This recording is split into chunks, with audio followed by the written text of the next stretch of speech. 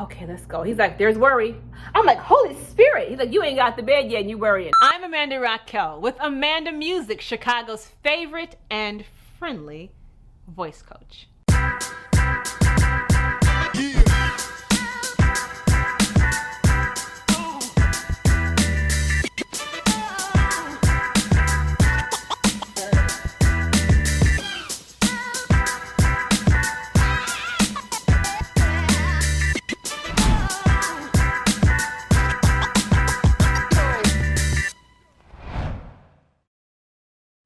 Y'all, I was in my quiet time with the Lord. I love it. I love being with him. We talk all the time, so I'm very familiar with his voice. That's how it works, just so you know, hint, hint.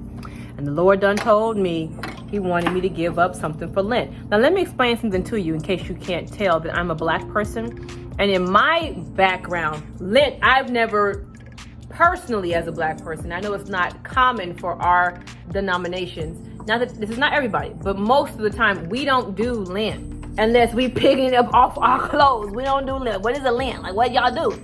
So I wasn't introduced to Lent at all until I got around my white brothers and sisters who had ashy foreheads, like literal crosses on their forehead. And I was like, what are you doing? And they were like, oh, it's Ash Wednesday, and I'm like practicing Lent. And I'm like, sis, what's happening? Still couldn't quite understand what the whole purpose of it was for. And here we are in quarantine, and God's like, okay, this year, man, I want you to practice Lent. And I'm like, what is it? So of course I do my Googling and I call back my good white girlfriends. I'm like, what is it? And they get to explain it to me, and you can go anywhere and figure it out for yourself. The point of it is, he told me to give up something specific for Lent. So I go through my food desires, trying to figure out, well, is it sugar? He's like, yeah, that'll work. I'm like, okay. Is it carbs? He's like, yeah, that'll work. So we don't do a detox.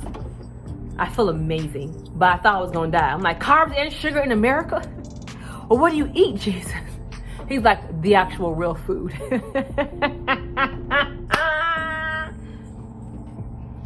That's neither here nor there. I think we're done. So I prepare to go look into changing my pantries and getting out things that could distract me. I hope you're catching some hints. When you have goals, you remove the obstacles that keep you from performing them. So anything that look a chip or a piece of anything sweet had to get up out this house because I'm focused now. And yes, the whole house got to come along because mama's the one making the food. I'm looking up recipes and I'm getting ready to prepare to deny myself for Lent. However, I'm in quiet time the next day just with the Lord, and he's like, you didn't ask me deeply what I wanted you to give for Lent. Like, you assumed it was food, and so you can go ahead and give that food up because you suggested to me. I'm like, oh, it was something else you wanted me to give up for Lent, Lord? That's how he and I talk. He's like, yes, daughter, that's something I want you to give up, honey. I'm like, well, Lord, what else could it be that would, I mean, I'm not really on like social media like that. I don't watch TV like crazy. I don't have crazy friends. What could it be? Do you know your God said worry? But I'm sorry, what you mean? I want you to give up worry for Lent. Now I know some of y'all, this is probably like for some of y'all giving up rage or giving up procrastination or giving up, you know what I'm saying? Something that's so normal for you that you don't think about self-doubt, talking about yourself. You don't think about the fact that you do it all the time. Well, what was interesting for me was that I didn't think I worried that much. Now, let me tell you that. Now, I know I got 3 or 4 areas that I'm like, okay, Lord, I'm gonna give this to you. He's like, nah, boo, it's way more than them 3 or 4 areas. Your kids, parenting, you know, the state of the universe.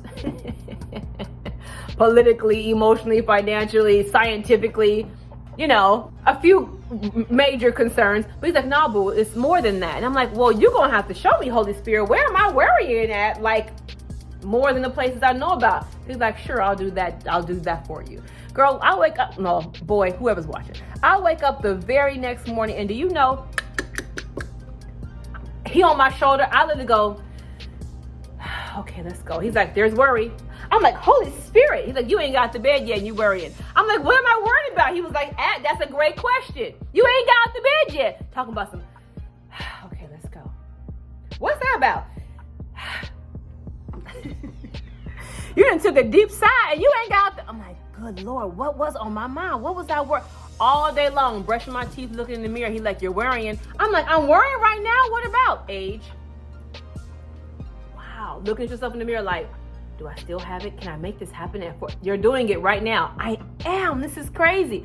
Walking throughout the house, looking at stuff on the floor, sweeping it up. Like, he's like, man, you're worrying. I'm like, no, this is legit frustration. He was like, no, you're frustrated because you are out of alignment. You believe that your whole life is going to be surrounded around you cleaning up clids and being a servant and never being significant. Dang it! I mean, I'm trying to tell you, your God is calling me on a lot of stuff I worry about, and it's so it's so just simmering. It's underneath all of the little behaviors, all of the normal things you doing all day, Amanda. That this is canceling out the big prayers and miracles that I'm trying to give to you for your lane. Like, he ain't gonna give you no random miracles. This is something I know he's called me to. And he's like, I can't perform it because for the majority of the day, you sitting here concerned, being double-minded about me not pulling it off. Let alone whether or not you can pull it off. You concerned because you think I maybe can't pull it off. I'm telling you the truth. I ain't worried about it. This is the truth. God will talk to you if you'll listen. He ain't got nothing to say if you ain't gonna listen now. But if you'll listen, he'll start talking to you. And I'm telling you, obviously, he's setting me up for after Lent. I'm supposed to continue this type of lifestyle. I'm supposed to slow down even more. I'm supposed to get more things off my plate so that I can prioritize the things that are important right now, whether it's in my company, whether it's with my family. Some things had to move so other things can come in. Because I cannot live in, I don't have enough time, or when am I going to be able to, or how are we going to do it? He's like, all those questions are not for your concern. The when and the how it's never been anything I require for you to know. Just what? This is what I want you to do. You ain't even got to know why. I'm telling you, you can love the Lord and he don't explain his plans. He's like, look, it's too much going on. I can't be explaining every step to everybody. I just need you to move. And you know what's so interesting in this season that I do know the Lord has deposited into me is that right now, you know, time is not sovereign. He is still going to do what he said he wants to do. He runs the show. He made time up. He made it up out of his own mind. Like, it was no time. And then he's like, I think I should create time. And he created time. So time in your life is not sovereign. I'm talking to everybody who's like, oh, it's too late, or last year was crazy, so you feel like things can't happen. I'm telling you, time is not sovereign. God is sovereign. He says when it's over. But right now, I promise you, time is very sensitive. This is a time-sensitive moment in history where you ain't got long to be dilly-dallying. I ain't got long to be hussing and fussing and going back and forth and worried and double questioning and like doing the most. Get it done, move on. He say do it, just get it. He's like, if I say I need you to have a real short window between me telling you to do something and you actually doing it. And that's the season we're in. So I completely understand why he's like, so I want you to give up worry for Lent. I want you to become the artist. And then I want you after Lent to continue just giving me worry. So I hope that gives you some insight. For those of you, like, how do I do it? All the time when you just have a thought, you go, I'm going to give that to God. When you have a concern, I don't care what it is. For those of you who are in real estate, if you're flipping investments, for those of you who are raising children, for those of us who are changing our hair color, and you sitting here fussing and worried about whether it's going to be the right shade, don't do it. Just say, well, Lord, I done followed all the directions on this box, and I'm going to just surrender what the end result is to you. You know what color I want this hair to be, Jesus. And if it don't work out that way, we'll work it out. It'll all be all right. We'll just revise it, get a new color, cut it off. I don't care. Put a wig on, cut it off. You'll be able to solve it, but you're not going to worry about it while that color is in your hair. Just sit there and release it and wait until it's all done. I don't care what you're doing. I was fussing about my nails. Why are you fussing over nails? I'm telling you, we're fussing and worrying over everything. And God does not speak the language of worry. Are you hearing me, singers and artists? He don't do it. No, he don't. He don't do it. He don't do it. He does not speak the language. Worried about somebody going to give you the accolades you deserve. Worried about if you're going to leave your mark. Worried about if people are going to like you. Worried about if your family going to talk about you behind your back or your man going to leave you. Worried about if you're going to be able to afford the next whatever.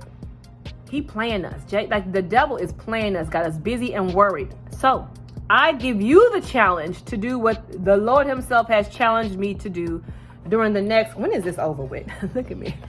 When is this over with? If I remember my reading correctly, this whole Lent situation is supposed to be over with on Easter. Was it the 4th of April? Good Lord in heaven. So for the next, Jesus in heaven. Oh, my. 1, 2, 3. I got 4, almost 4 or 5 weeks, y'all. I'm giving it up. I'm giving it up. I can't tell you how powerful I feel. I can't tell you how ridiculous it feels that I've been actually doing it for this long. And unknowingly, that's why I'm bringing it up. Like, I'm very intentional and conscious about areas in my life that need to be changed. But what about the areas in your life that you don't know you need to do something with? You don't know. I don't know. You know? I say I got a hydrate. They say, the Lord said that's not a good friend. I removed the friend. But I didn't know I was worrying that much. I'm a pretty aggressive, take life by the neck kind of person. But even that, in a lot of ways, was being fueled by, I gotta take life by the neck, otherwise I'll get left behind. I gotta take life by the neck, otherwise I won't be able to help my family. I gotta take life by the... He's like, it's being fueled by worry. And honey, I didn't give you that spirit. Ooh, I didn't give you spirit of fear. I gave you power, love, a sound, disciplined mind. So take that thought captive, throw it away, or just give it to me and say, no, I'm gonna leave that. Let God, you can handle this one. I'm worried about it, so that must be for you to handle. I didn't give you that spirit of fear. So if I didn't give it to you, you gotta figure out where it came from. And I know some of y'all don't think y'all be talking this Lucifer himself or one of his henchmen. I know y'all think that it's like a whole cute little television show, like it's an angel over here, it's a little red devil over here, and I know y'all think that's like a joke. That is not a joke. They be whispering stuff. You better know where it's coming from. So if you're feeling worried, anxious, fearful, doubtful, anxiety, blah, blah, feel it, all of it, the depression, it's not coming from the one who loves you. It's not coming from God, and he don't want you in it. He don't want me in it, and that's obviously why I'm sitting here for the first time as a black woman giving up worry for Lent.